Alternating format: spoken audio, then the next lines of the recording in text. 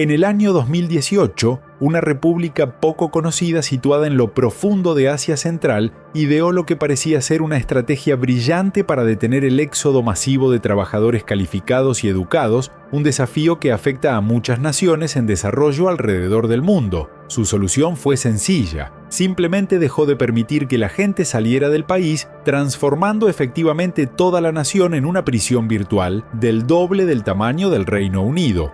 De hecho, Turkmenistán se presenta como una nación de soluciones pragmáticas. Ese mismo año, el entonces presidente Berdimuhamedov, atribuyendo la mala suerte a la presencia de automóviles negros, prohibió su importación.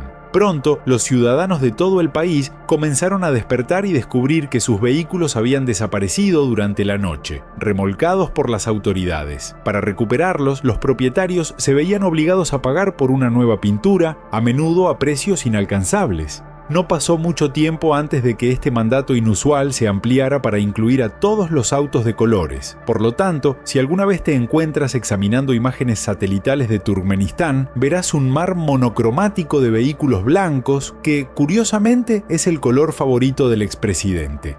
Pero las excentricidades de Berdimuhamedov palidecen en comparación con las de su predecesor Niyazov, quien se autodenominaba Su Excelencia el Gran Líder de los Turcomanos y el Profeta de Dios en la Tierra. En una grandiosa muestra de preocupación por la salud de su nación, Niyazov mandó a tallar una colosal escalera de 37 kilómetros en la cordillera de Kopet Dag. Ordenó que los políticos la escalaran cada año en una llamada Caminata de la Salud, mientras él los observaba desde un helicóptero para luego reprenderlos al final por su ritmo lento. La cantidad de decretos desconcertantes emitidos por los líderes de Turkmenistán parece no tener fin. Los días de la semana, los meses del año, las razas de caballos e incluso los cráteres de la luna han sido renombrados personalmente según las preferencias del líder de turno. En un momento, Niyazov incluso renombró el pan en honor a su madre.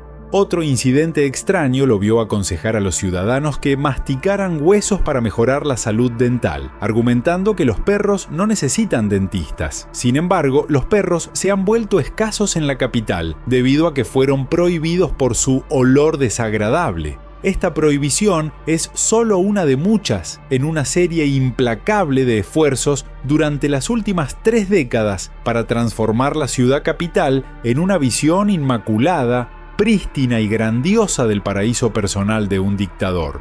Vastos vecindarios han sido reducidos a escombros para dar paso a un asombroso número de rascacielos, monumentos, parques, estadios y palacios, todos construidos con mármol italiano impecable y revestidos en oro. Se ha utilizado tanto mármol para construir la ciudad que se ganó un récord Guinness, junto con la piscina cubierta más grande, la noria cubierta más grande, la estrella arquitectónica más grande y la mayor cantidad de fuentes públicas en un solo espacio. Una ironía, considerando la grave escasez de agua en el país. Pero más allá de la grandeza de su resplandeciente ciudad de mármol y las a menudo cómicas acciones de sus líderes, hay poco que resulte gracioso para quienes se ven obligados a vivir dentro de sus fronteras. En agosto de 2023 se presenció una escena angustiante en los extensos campos de algodón de la provincia de Lebap, en Turkmenistán. Bajo un calor abrasador que superaba los 40 grados centígrados, decenas de miles de personas trabajaban sin descanso,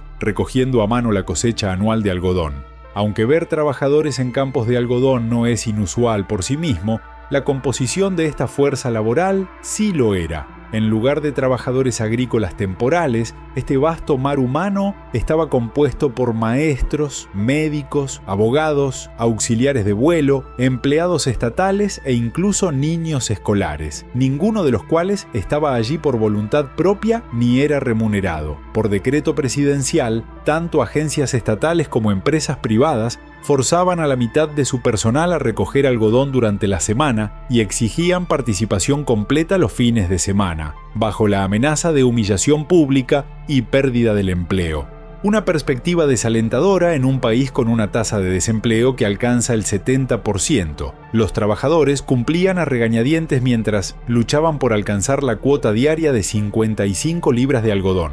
Desde que obtuvo su independencia de la Unión Soviética, los líderes de Turkmenistán han reinstaurado meticulosamente un régimen estalinista. Hoy en día, el país se erige como una de las últimas dictaduras totalitarias auténticas. Los servicios de seguridad aplicaban métodos extremos de presión contra los disidentes políticos. Aquellos percibidos como opositores al régimen eran mostrados en televisión nacional, forzados a realizar confesiones públicas y pedir clemencia para proteger a sus familias. Después de estos episodios, muchas personas dejaban de tener contacto con el mundo exterior. Cualquier forma de crítica al gobierno se considera traición, lo que a menudo conlleva largas penas de prisión, confinamiento en instituciones psiquiátricas o exilio a los desolados salares cerca del Mar Caspio. El nivel de represión es tan extremo que el año pasado Turkmenistán fue clasificado como el segundo peor país del mundo en términos de libertad, en una posición incluso más baja que Afganistán bajo control talibán, la Siria devastada por la guerra y la infame Corea del Norte. Pero con la transición del poder de Berdimuhamedov a su hijo en el año 2022, marcando la primera sucesión hereditaria en Asia Central desde la era de los Keynes, cualquier esperanza de mejora en el corto plazo se ha desvanecido por completo. No es de extrañar entonces que muchos estén desesperados por huir en busca de una vida mejor en otro lugar, siempre y cuando el gobierno no logre detenerlos primero. Pero, ¿cómo se convirtió Turkmenistán en esta pesadilla distópica? El 9 de septiembre de 1879, las fuerzas militares rusas comenzaron un severo bombardeo sobre Geoktepе, una ciudad rodeada por una formidable muralla de barro de 5,5 metros de grosor y 3 metros de altura que albergaba a 40.000 turcomanos. A pesar de sus ventajas tecnológicas, las tropas rusas, limitadas en número y suministros, sufrieron grandes pérdidas durante su asalto frontal a la ciudad, lo que las obligó a retirarse estratégicamente a su base en el Mar Caspio. Impulsada por el objetivo de asegurar su frontera sur, avanzar en sus intereses económicos y aumentar su estatura global, Rusia había estado expandiendo gradualmente su dominio sobre Asia Central. Pero la humillante derrota en Geoktepе marcó el primer gran revés de Rusia en sus ambiciones imperiales en 164 años. Ubicada en el extremo sur de Asia Central, Geoktepе se encontraba en lo que hoy es el Turkmenistán moderno. La zona estaba habitada principalmente por tribus nómadas que vagaban por el extenso desierto de Karakum, subsistiendo del ganado, la caza y los saqueos a las caravanas comerciales que cruzaban la región. A pesar de la dureza de su existencia, estas tribus se ganaron una reputación por su feroz resistencia ante los poderes externos y su implicación en el comercio de esclavos, una brutal realidad que algunos de los invasores rusos vivieron en carne propia.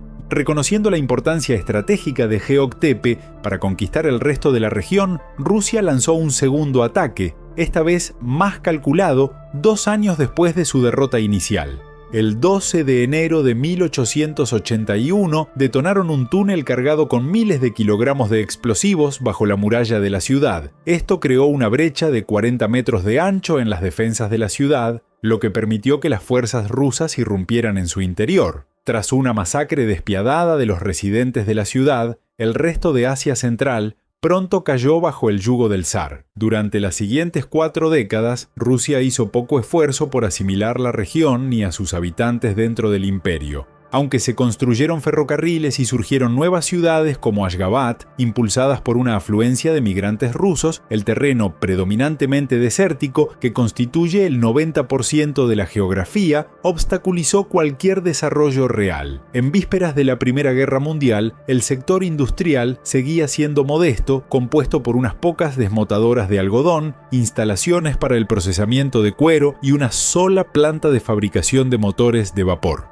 Para 1916, en medio de los crecientes desafíos de una guerra que se volvía en su contra, el zar Nicolás II tomó la controvertida decisión de reclutar a musulmanes turquemenos que hasta entonces habían estado exentos del servicio militar. Esta decisión, combinada con un gobierno local corrupto y opresivo, desató revueltas generalizadas en toda Asia Central, avivadas aún más por la Revolución Rusa. Al año siguiente, durante 8 años, la región se vio sumida en una grave agitación, caracterizada por una combinación de guerra, revolución, hambruna y reformas devastadoras. C.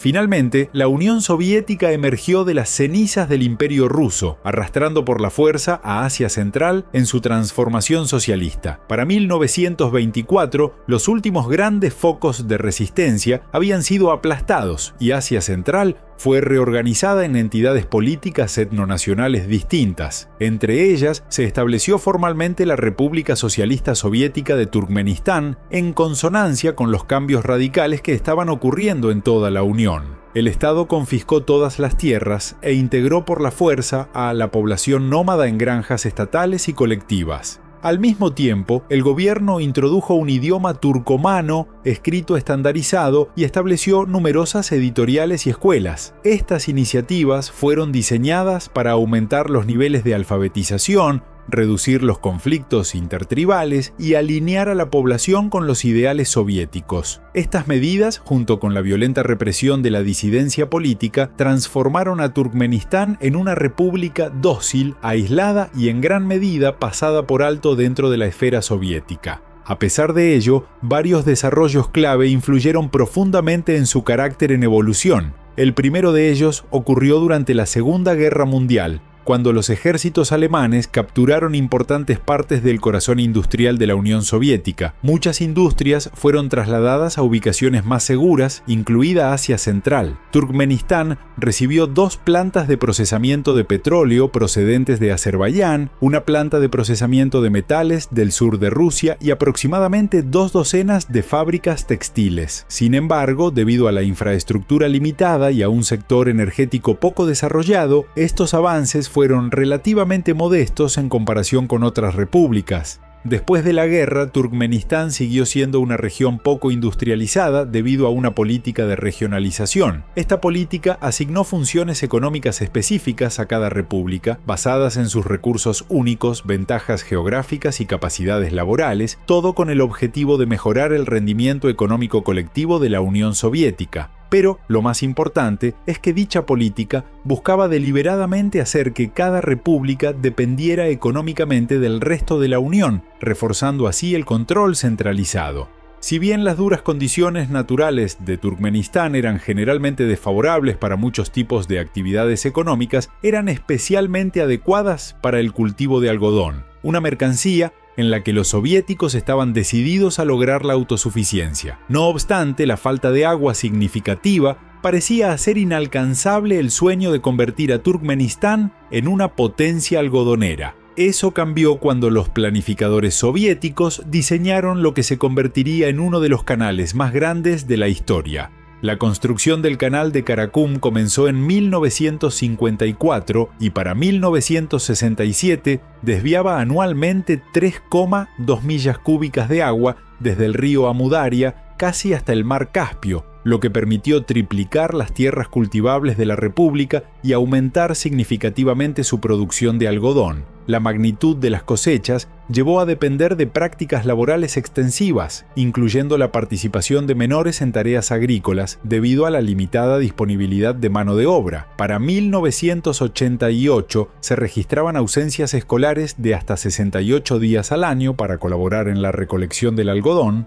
Debido a la política de regionalización, el 97% del algodón se enviaba directamente a Rusia para su procesamiento, lo que dejaba a Turkmenistán excluido de los beneficios de valor añadido de la industria y de las oportunidades laborales. Un patrón similar emergió con el sorprendente descubrimiento y explotación del recurso más vital de Turkmenistán, el gas natural. Los primeros yacimientos fueron encontrados en la década de 1930, pero no fue sino hasta los años 60 que se confirmaron las verdaderamente enormes reservas de la República. Con aproximadamente 50 billones de metros cúbicos de gas natural, Turkmenistán poseía la 4ª mayor reserva del mundo y la 2ª más alta per cápita. Para mediados de la década de 1980, la producción había alcanzado los 72.000 millones de metros cúbicos anuales, solo superada por Rusia. En concordancia con la estrategia soviética de subsidiar su economía con energía a precios artificialmente bajos, Turkmenistán recibía únicamente 6 kopecks por cada 1.000 metros cúbicos de gas, una tarifa 300 veces inferior al precio del mercado internacional. En efecto, Turkmenistán estaba siendo despojado de su riqueza natural para beneficiar al resto de las repúblicas soviéticas.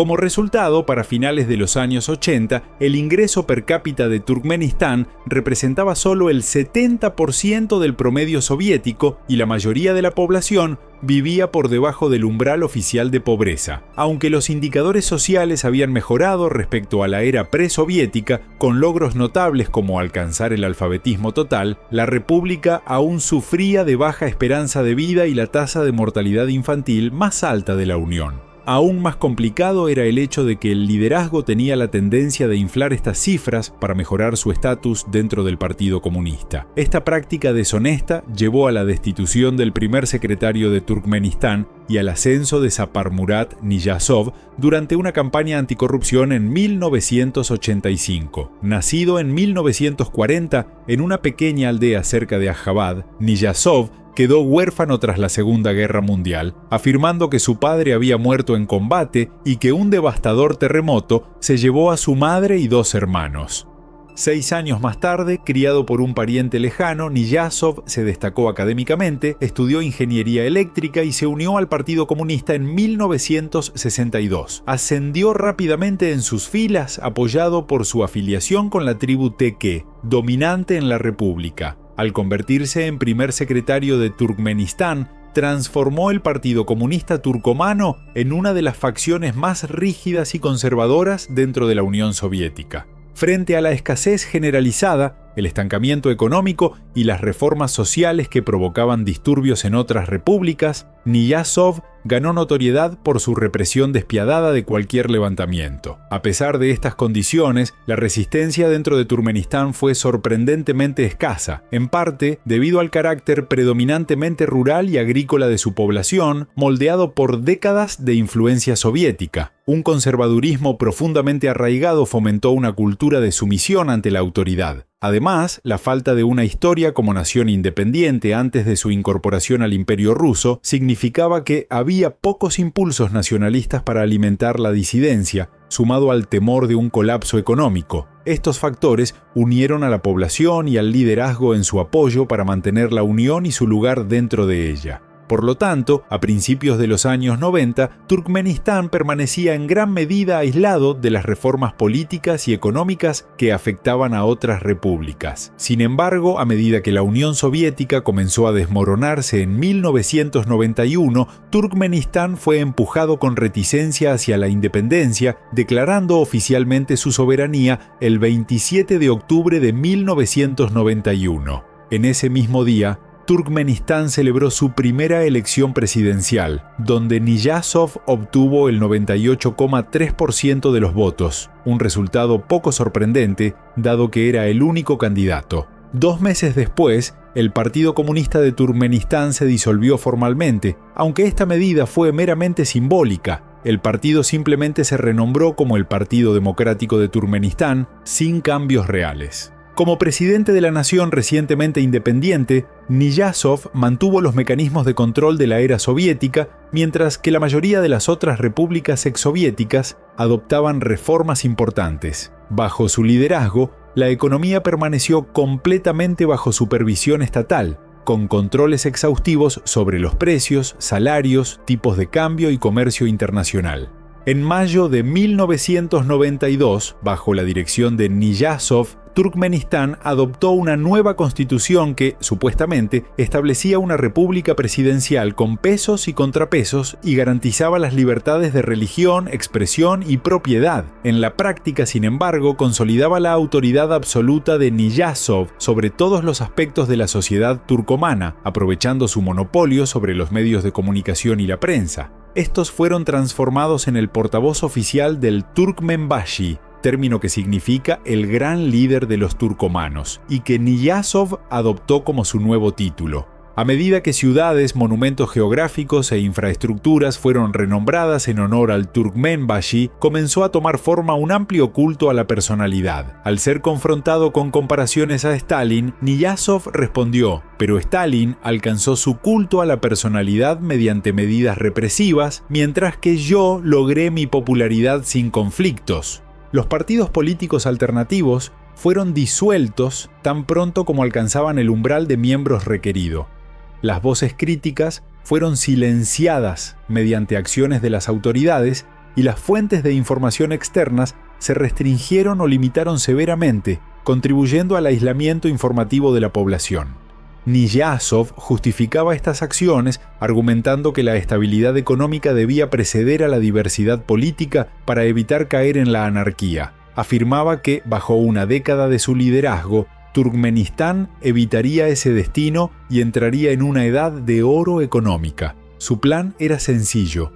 Con control absoluto sobre la cuarta mayor reserva de gas natural del mundo y la capacidad de venderlo a precios 300 veces más altos que durante la era soviética, Niyazov podía apaciguar a la modesta población de 4 millones de personas ofreciendo gas, electricidad y agua gratis, además de alimentos fuertemente subsidiados. Al mismo tiempo, podía enriquecerse junto a la élite política y mantener un amplio aparato de seguridad y propaganda para garantizar su permanencia en el poder. El problema fundamental que enfrentaba Turkmenistán era la falta de correspondencia entre su independencia política y su autonomía económica derivada de la política soviética de regionalización. El país carecía de capacidad para refinar sus recursos naturales y no tenía la infraestructura necesaria para vender sus productos fuera de Rusia. Este aislamiento económico se evidenciaba, por ejemplo, en la falta de una conexión ferroviaria siquiera con Irán, a pesar de que sus tierras están apenas a 24 kilómetros de Allahabad.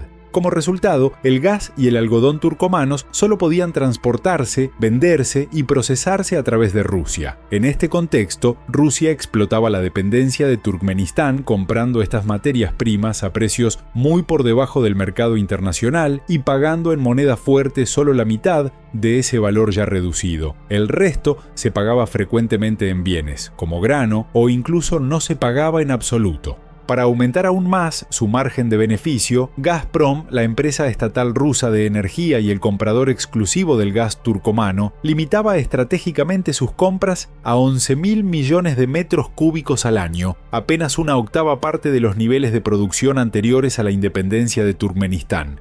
En 1997, la situación se volvió crítica, ya que otras repúblicas exsoviéticas, enfrentando sus propias dificultades financieras, dejaron de pagar por el gas por completo. Frente a pagos pendientes, que representaban el 80% de su PIB, Turkmenistán suspendió completamente las exportaciones de gas. Mientras tanto, la producción de algodón sufrió una caída catastrófica del 50%. La falta de divisas restringía severamente la importación de suministros esenciales como fertilizantes, tractores y máquinas cosechadoras, paralizando el sector agrícola. Esta crisis se agravó por la política de Niyazov de ofrecer agua gratuita a ciudadanos y agricultores, lo que eliminó cualquier incentivo para su uso eficiente, provocando escasez de agua severa y una caída del 43% en el rendimiento por hectárea. Durante 7 años, con sus dos industrias clave en ruinas, los niveles de vida de la población comenzaron a deteriorarse, amenazando la estabilidad del régimen. Pero la solución a estos desafíos era sorprendentemente simple. El país necesitaba acceso a los mercados globales mediante la construcción de gasoductos y ferrocarriles alternativos para eludir el monopsonio de Rusia, un monopolio en el lado de la demanda del mercado. Desarrollar esta infraestructura permitiría la entrada de divisas que podrían utilizarse estratégicamente para abordar la escasez de insumos y establecer industrias de valor añadido para sus materias primas. En 1996 se estableció la primera conexión ferroviaria con Irán, proporcionando acceso al Golfo Pérsico. Al año siguiente se construyó un gasoducto de 200 kilómetros que conectaba los campos de gas de Turkmenistán con el remoto noreste de Irán. A pesar de su modesta capacidad anual de 4.000 millones de metros cúbicos, las exportaciones reales rara vez alcanzaban siquiera un tercio de esa capacidad, también obstaculizadas por la capacidad de pago limitada de Irán.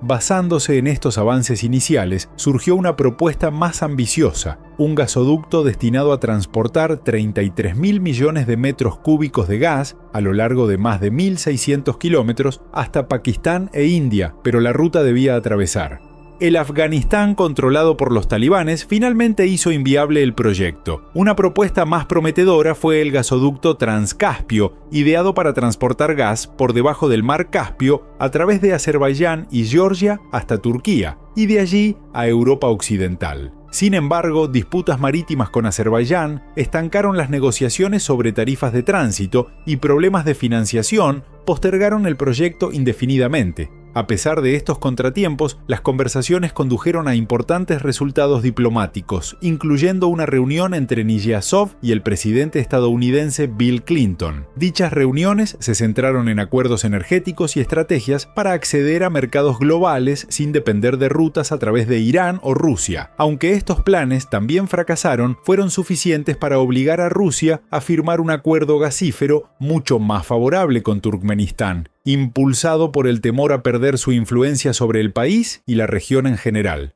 A medida que el volumen y el valor de las exportaciones de gas a Rusia se dispararon, el persistente déficit comercial de Turkmenistán se convirtió en superávit para el año 2000. Esta recuperación fue complementada por iniciativas para construir modernas fábricas textiles, reconvertir tierras agrícolas para la producción de alimentos y renovar una antigua refinería soviética. Estas medidas impulsaron un enorme auge económico, posicionando a Turkmenistán como una de las economías de más rápido crecimiento del planeta. Al comenzar el nuevo siglo, Niyazov aprovecharía estos ingresos crecientes y su extraordinario poder político para dar paso a su propia utopía personal. El 28 de diciembre de 1999, un parlamento recién electo, compuesto únicamente por candidatos seleccionados a dedo por Niyazov, le otorgó el título de presidente vitalicio. Liberado incluso de la necesidad de fingir elecciones justas, Niyazov comenzó a actuar plenamente sobre sus delirios de grandeza, asumiendo el rol de árbitro espiritual y cultural de la nación turcomana. Niyazov prohibió los ballets, las óperas, las barbas y los cines por considerarlos insuficientemente turcomanos y cerró todas las escuelas que ofrecían educación en lenguas extranjeras. Además, exigió que todos los empleados estatales demostraran pureza racial turcomana rastreable por 3 generaciones, lo que provocó un éxodo masivo de la altamente capacitada población rusa. Tras sufrir un problema cardíaco personal, Niyazov prohibió fumar en público y construyó la infame Caminata de la Salud de 37 kilómetros, obligando a ciudadanos y políticos turcomanos a completarla anualmente. En el año 2001 introdujo su Ruhnama, un libro de 400 páginas, especie de Biblia nacional que exaltaba el nacionalismo turcomano entre sus páginas. Niyazov era representado como una figura casi divina que había salvado a la nación del imperialismo soviético y estaba destinado a traer prosperidad. Inicialmente dominando las estanterías de las librerías y los escritorios de las oficinas estatales,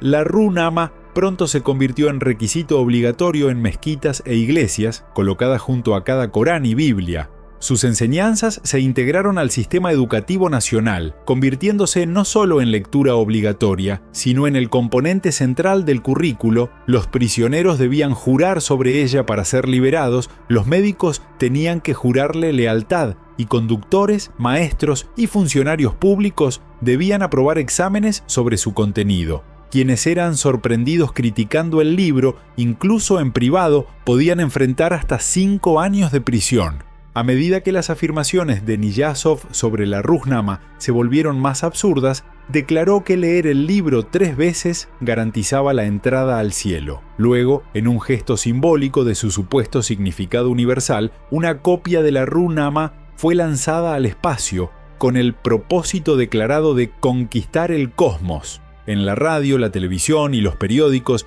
el Turkmenbashi, su linaje familiar y sus supuestos logros eran alabados sin cesar. Cada transmisión comenzaba con una amenaza ominosa, que la lengua del locutor se marchitaría si difamaba la bandera, el país o al presidente. El culto a la personalidad en torno a Niyazov alcanzó tales extremos que los días, los meses e incluso el pan fueron renombrados en honor a él, su madre, la Ruhnama y otros símbolos del nacionalismo turcomano. Su imagen saturaba los espacios públicos y privados por igual, apareciendo en retratos y estatuas enormes en cada billete, moneda y sello postal. Incluso las cabinas de avión y los vagones de tren debían llevar su retrato, asegurando un recordatorio constante y omnipresente de su poder. Pero el proyecto más ambicioso de Niyazov fue la transformación de Ashabad en un monumento a su riqueza y autoridad. Ignorando el potencial de estos ingresos gasíferos para mejorar el bienestar general, eligió importar mármol italiano para construir monumentos fastuosos, mezquitas gigantescas, apartamentos de lujo y palacios dorados para sí mismo.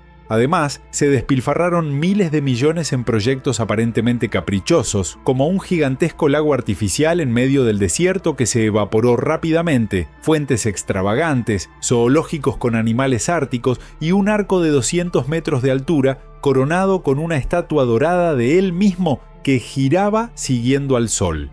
En un ejemplo impactante de exceso, la avenida principal de la ciudad está flanqueada por 22 hoteles de 5 estrellas. En un país que rara vez permite la entrada de visitantes para ocupar estos proyectos de prestigio, se demolieron barrios enteros, muchas veces sin ofrecer compensación ni viviendas alternativas adecuadas a los residentes desplazados. Ocultos detrás de los apartamentos de mármol inasequibles, crecieron barrios marginales llenos de viviendas de una sola habitación sin ventanas, algunas improvisadas con antiguos contenedores de ferrocarril que se convertían en hornos durante los veranos abrasadores. Muchos habitantes de estas zonas cayeron en el consumo problemático de sustancias, una situación agravada por la falta de control sobre el tráfico proveniente del vecino Afganistán. En las zonas rurales seguían presentes prácticas laborales abusivas heredadas de la era soviética, incluyendo la participación de menores en tareas agrícolas, lo que acentuaba el contraste entre las muestras de opulencia y las duras condiciones que enfrentaba la mayoría de la población. Sin embargo, la resistencia al régimen de Niyazov por parte de la población seguía siendo prácticamente inexistente a pesar del desempleo generalizado y los bajos salarios que plagaban la economía. El gas, la electricidad y el agua gratuitos, junto con los precios fuertemente subsidiados para alimentos y otros productos esenciales, ayudaban a aplacar el descontento. Esto, sumado a una propaganda implacable y a un clima de miedo constante, sofocaba cualquier tipo de oposición popular. Sin embargo, la situación dio un giro dramático la mañana del 25 de noviembre de 2002, cuando el convoy de Niyazov fue atacado en un incidente que desembocó en un enfrentamiento violento. Este fallido intento de atentado y golpe de Estado desencadenó una purga generalizada que afectó tanto a miembros de la élite política como a ciudadanos comunes. Cientos de personas y sus familias fueron sometidas a procesos judiciales con escasa transparencia, recibieron largas condenas de prisión y, en muchos casos, se perdió su rastro. En un ambiente marcado por una fuerte desconfianza, se incentivó la vigilancia entre la población, se denunciaron conversaciones privadas y se establecieron controles frecuentes a lo largo del territorio.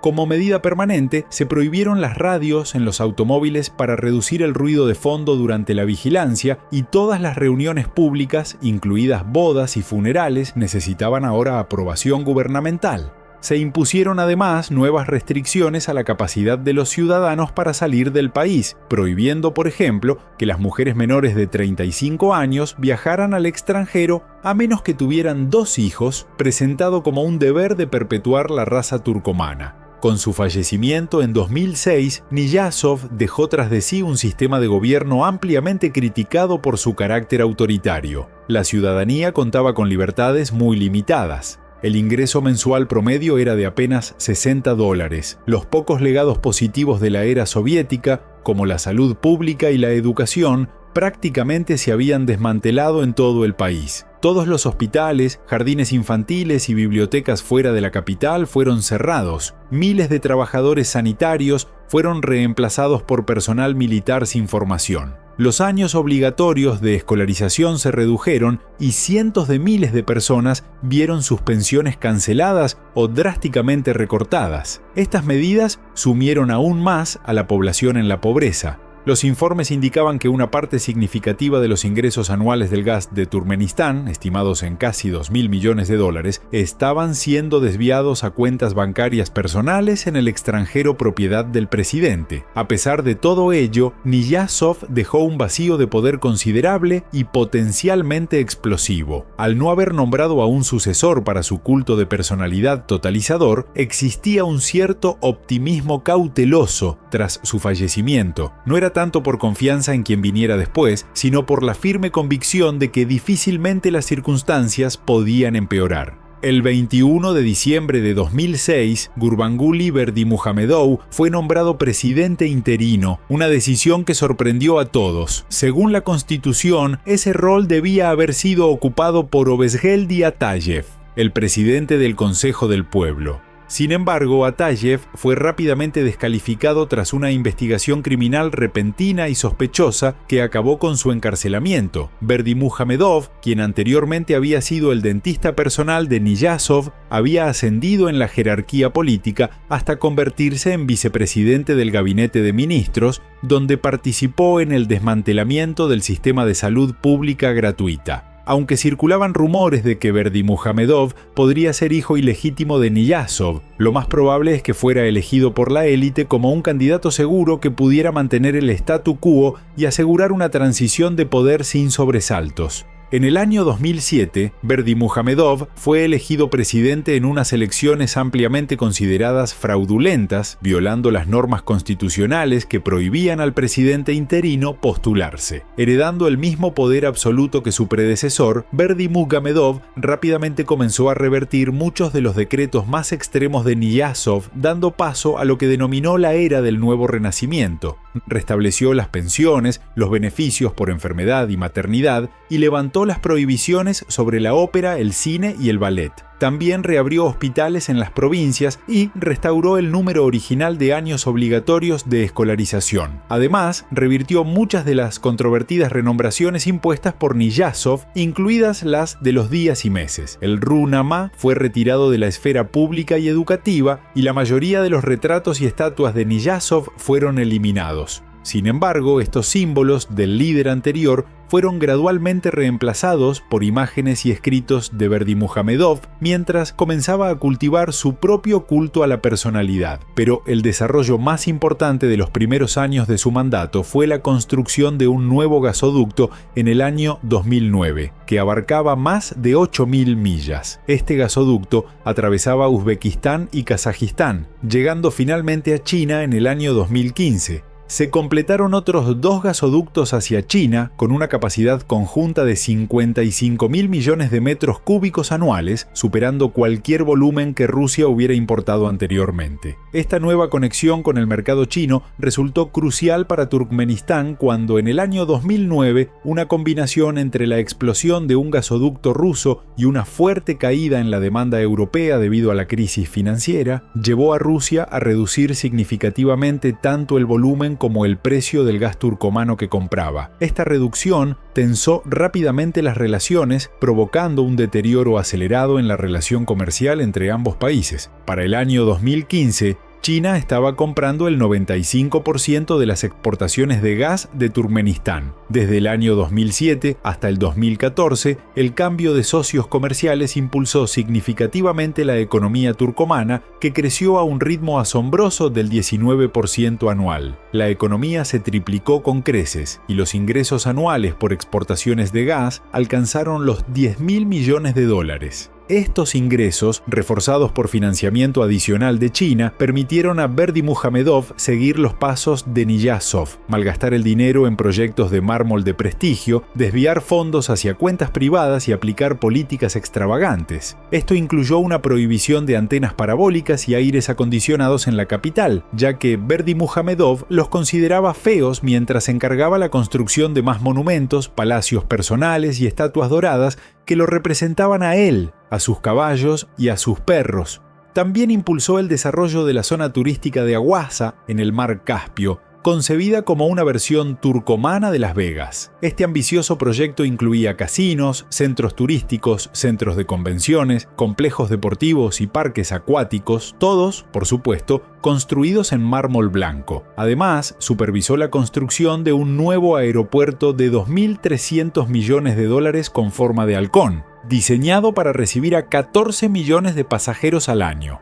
Como parte de su plan para diversificar la economía hacia la industria turística, no facilitó, sin embargo, la entrada de turistas al país.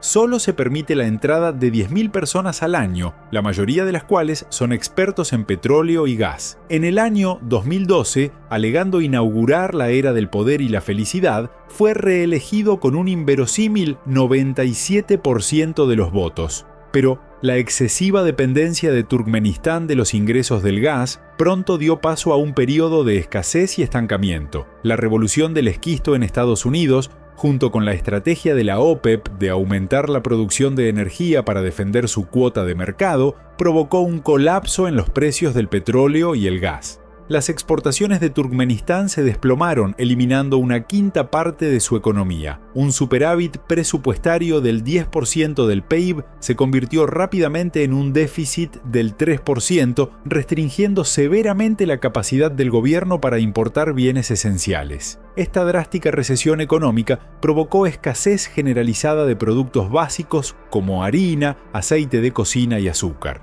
lo que llevó al racionamiento y a crecientes casos de hambruna. Además, los despidos masivos en las industrias estatales impulsaron la tasa de desempleo a un alarmante 70%. En respuesta a esta crisis, el gobierno revocó permanentemente el acceso gratuito de los ciudadanos a los productos esenciales y recurrió al robo de fondos de la población durante 6 meses. En el año 2017, se dedujo el 20% de los salarios mensuales de los empleados del sector del gas y el petróleo para financiar la celebración de los Juegos Asiáticos de Interior y Artes Marciales. En el año 2021, las administraciones escolares llegaron incluso a obligar a los huérfanos a desviar fondos estatales destinados a su apoyo personal para pagar renovaciones escolares. Además, la práctica de obligar a decenas de miles de estudiantes y trabajadores a participar en la recolección de algodón sin remuneración ha continuado sin interrupción, persistiendo hasta hoy. Durante el mandato de Berdimuhamedov,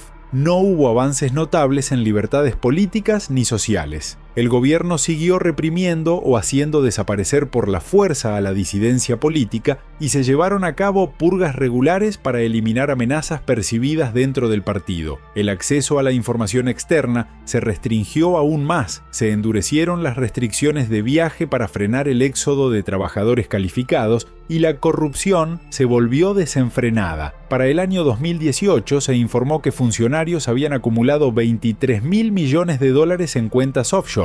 Contrario a la creencia general de que Berdimuhamedov permanecería en el poder hasta su muerte, renunció sorpresivamente a su cargo de liderazgo en el año 2022. Este paso despejó el camino para que su hijo, Serdar, se postulara con éxito a la presidencia, obteniendo una mayoría del 73% en unas elecciones ampliamente consideradas como predeterminadas. Prometiendo mantener las políticas de su padre, el mandato de Serdar comenzó con fuerza. Impulsado por tensiones geopolíticas y el fin de los confinamientos en China, los precios y los ingresos del gas comenzaron a dispararse una vez más. Sin embargo, el liderazgo de Serdar fue de corta duración. Comenzaron a surgir dudas entre la élite turcomana, incluida la de su propio padre, sobre su capacidad para guiar al país durante este nuevo periodo de interés en sus recursos energéticos. Apenas 11 meses después de su renuncia como presidente, el papel de Berdimuhamedov como presidente de la Cámara Alta del Parlamento fue elevado al de líder nacional del pueblo turcomano, superando la autoridad de su hijo y apagando las esperanzas de un cambio real.